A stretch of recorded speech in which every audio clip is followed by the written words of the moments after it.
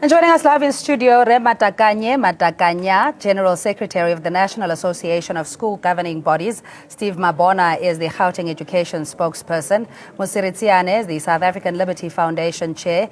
And we have Opa Fumba, Right to Know campaign coordinator. And via Skype, we have Andre Gaum, who is from the South African Human Rights Commission as a commissioner there. Good evening to you, gentlemen, and thanks for joining us. You at home, you're welcome to give us a ring on our landline, 011-542-2186, and engage with us. So let's start with the education policy and the Act. Remabona, if you'll just expand what it says with regards to the appointment of principals. Is it something that is open to public scrutiny, or is it something that the department and SGBs decides on? Thank you very much. The policy is very clear. The SGBs have a role to play in the process of interviewing candidates, because the panel, you will have SGB members, you will have officials from the department. They will go through that process of interviewing and then recommend to the head office via district. The district will then peruse documentation and then forward the documentation to head office for HOD's approval. So that's how the process will then unfold. The recommendation will then be acceded to by the HOD, and then the appointment will be. So at which point then, Matakanya, does the community have a sense or a right to, in this case, reject a black principal being appointed at Klipstrate West Secondary? Thank you, Cindy, once again. And greetings to all South Africans. There are two things at play, Cindy. One is the question of racism, and the other one is the process as it has been outlined. And maybe we are just to have to set the record straight. As National Association of School Governing Bodies, we condemn in strongest terms any act of race. I beg your pardon, Matakanya. I believe there's something wrong with your mic. We'll get a sound engineer to sort that out. Just posing that question to you as well, because clearly there's a legitimacy. We know that the Triple P, or rather public-private partnerships, is something that is encouraged for parents to get involved in their children's schooling. And in this case, they are now showing their discontent with the principal. Is that part of the discourse that you had anticipated, or that even has a room to be entertained? Look, let's start there. The SGB represent the parents. SGB represents the community.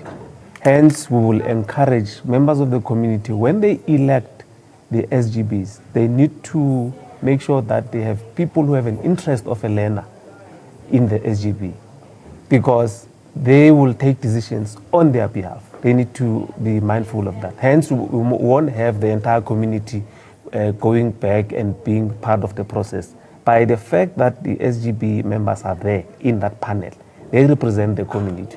So a decision that will be taken there, it will be difficult to be rescinded in the fact that the issue of the racism, probably people saying they need a certain race. I mean, if a professional qualifies to be in a position, it will be very difficult for the MEC to say we are looking at solely a race of that individual and then rescind, because the very same panelists who were there, who took that decision, they are now saying we want the decision to be rescinded.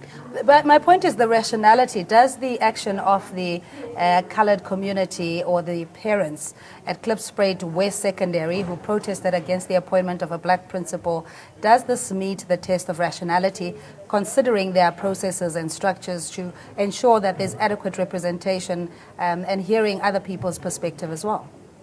One cannot support the call made by the community in that area. What is obvious clear is that South Africans separated in color, and we want to make sure that that separation that was manifested by the apartheid regime continues even today.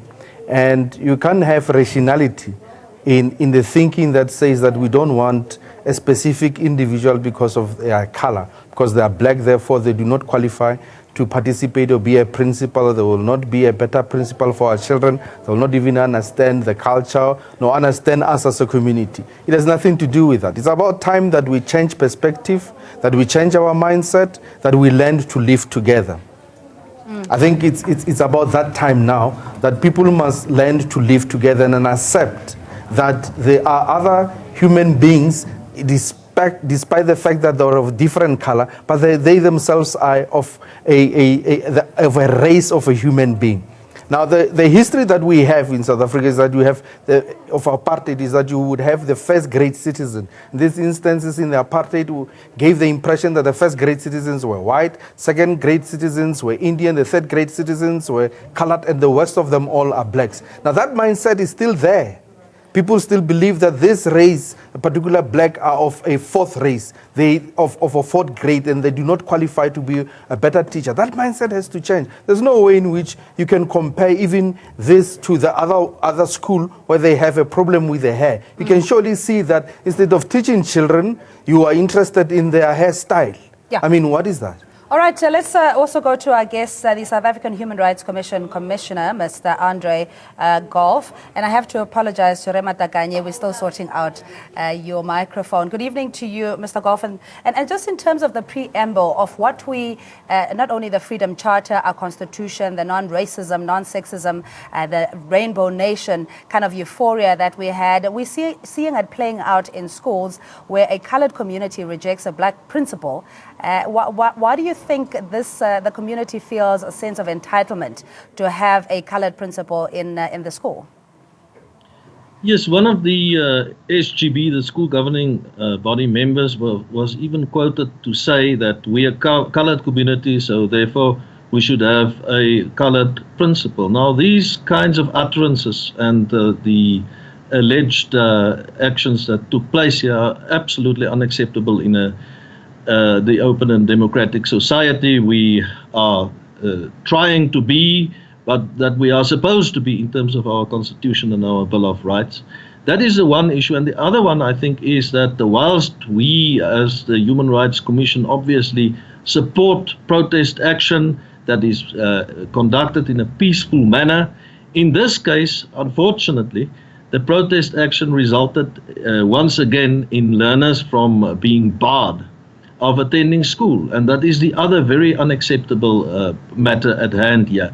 We cannot have situations like we've had in Buwani and so on, where the protest action of people are being used to get the attention of government, or whoever the case may be, and in the process they are barring learners from attending schools. I think our schools need to really be the institutions where people are brought together, where they learn to live and work together, and therefore it is obviously completely unacceptable to have, on the one hand, protest action on the basis of race taking place, and then also that protest action barring learners, in effect, from attending schools. The Human Rights Commission has seen many other matters of this nature and complaints in that regard coming to our attention.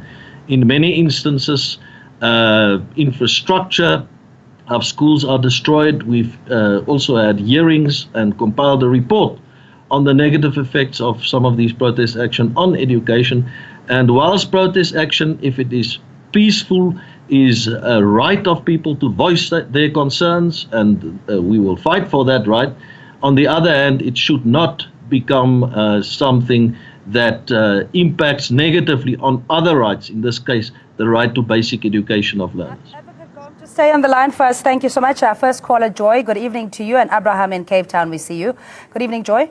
Yes, Cindy, how are you? I'm fine, how are you? I'm okay.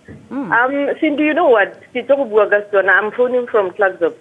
Yeah, you know what happens? I see this as a reverse of apartheid of some sort. Because why?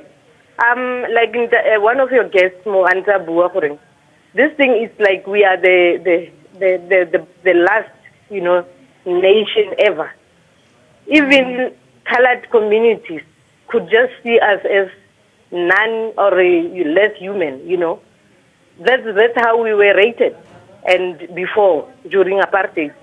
We don't qualify for any better life whatsoever. Even in our communities, we can see where we're staying, the education that we are, these things that we deserve to get. Everything about black people, it's so substandard, so less. That's how all these nations in this country of ours regard a black human being.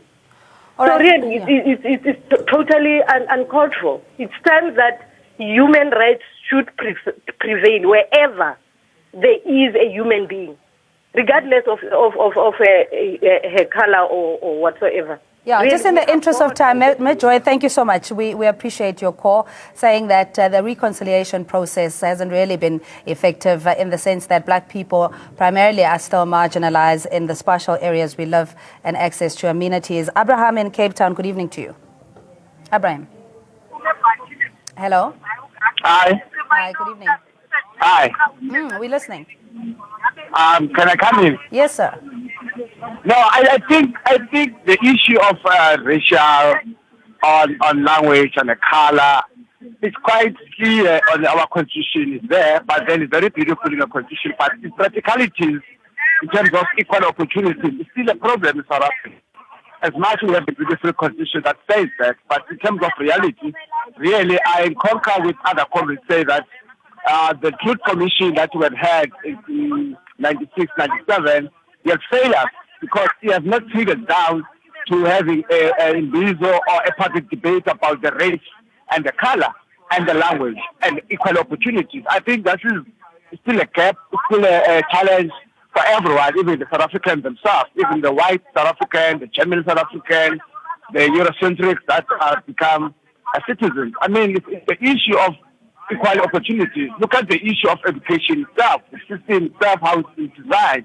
And even for these 21 years, I mean, it's still a fragile for us to wish that everything was just going to be like balanced as it's supposed to be. Abraham, we get your point. Thank you so much, sir. We also have Opa Fumba from Right to Know. He's the campaign coordinator. Mr. Fumba, good evening to you and thanks for joining us. Do you think that, it's about time that we candidly and frankly spoke about issues of race in this country without it seeming as if we're trying to be divisive or trying to take us back in history?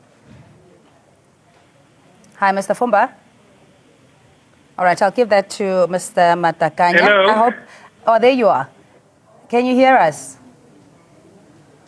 Okay, Mr. Matakanya, finally, I think second time lucky. We hope your audio is okay now. Is this an opportunity that once and for all we deal with the racial or the polarized nature of our society and deal with the hurt and the brutality of our past to move forward? Yeah, I think one will just harp on what my fellow brothers here have already said, because earlier on I indicated that there are two things at play. One is a question of racism, and two is a question of process. Then on the question of racism, as an organization, we want to put a record straight that we condemn that type of behavior. That is related to race, that is related to undermining other race. Because I mean, even if the process has not gone the way they expected it to have conducted, you couldn't just publicly stand up and say we don't want a black principal.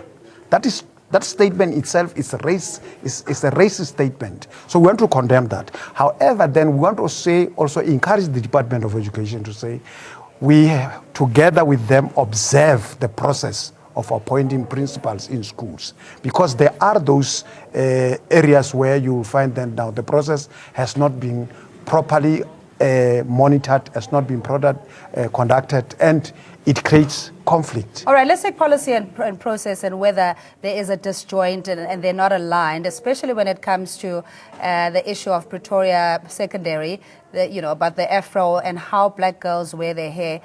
It's something that's documented well in history, that if you find yourself in an environment where you are the minority, you will then take the prescription from that particular school. But here, clearly, at Windsor Academy, it's predominantly black children who wear their hair as African children would, and it seems to be a problem. Mr. Mabona, is it policy? Is it process? Is it discrimination? Is it just not applying all of those structures properly? Look, we have agreed with the school that we need to review the code of conduct. You understand that each and every school has a code of conduct which learners and the management must adhere to. So we agreed today that, look, there's an issue with the consistency, the way the code of conduct is applied. We read it, and when we were listening to learners' complaints, it was very clear that the application thereof of the very same code of conduct is not consistent. Hence, there was a decision that we need to suspend the code of conduct for 3 months, go review the representation of learners, management sit and review and have a new code of conduct that will be conducive for learning.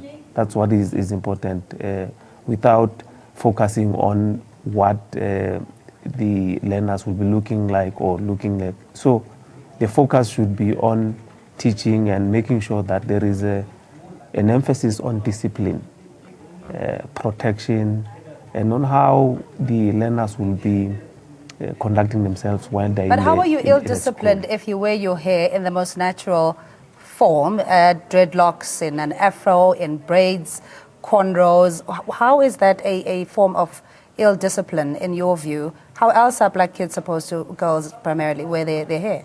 No, look, like as I said, there's a consensus which was reached that the application of that code of conduct, there's a discrepancy thereof. Hence, there was an agreement that we need to go back, review, have an input from learners on how you want to implement that. School management also review, and then come present a code of conduct that will be acceptable to all parties, including the parents.